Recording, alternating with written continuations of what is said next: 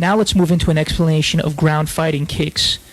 Here I'm performing a basic front kick motion while in the prone position.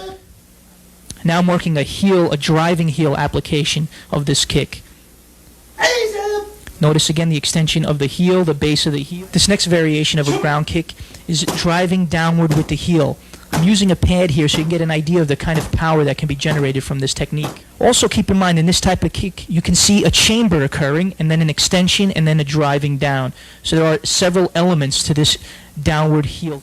Now we move into various kicks that involve changing from one foot to the other.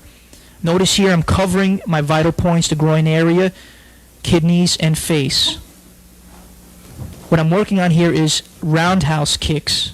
This variation is the side kick on the ground.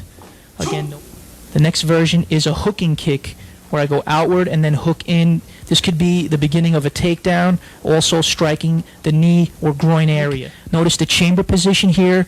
The kick is to the right of the screen and then it goes across towards the left, striking with the heel as signified here.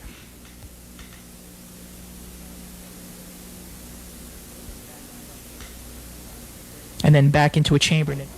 This driving back kick while on the ground on all fours can be a very powerful kick, also the beginning of getting back up to either run away or continue fighting. Here's a good drill. Just to now the downward heel. You can see how I'm moving the mat. Here, I always like to work takedown moves before we get into any type of ground fighting practice. Notice, again, we practice a sweeping motion. And notice again how I try to use my shoulders and arm for maneuverability. I try to keep my other leg bent so that I can perform the technique.